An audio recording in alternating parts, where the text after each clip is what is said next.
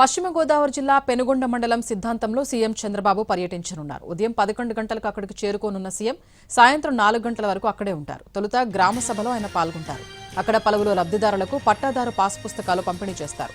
పట్టాదారు పాస్ పుస్తకాలు పొందిన రైతులతో ముఖాముఖి నిర్వహించనున్నారు చంద్రబాబు. అనంతరం 56 అంశాలపై ఐవీఆర్సీ సమాచారం ఆధారంగా ప్రజల సానుకూల స్పందనలో మొదటి 10 స్థానాలు, దిగువ 10 స్థానాల్లో ఉన్న శాఖల పనితీరుపై సమీక్ష నిర్వహించనున్నారు. ఆ తర్వాత టీడీపీ కార్యకర్తలతోనూ చంద్రబాబు సమావేశం నిర్వహిస్తారు.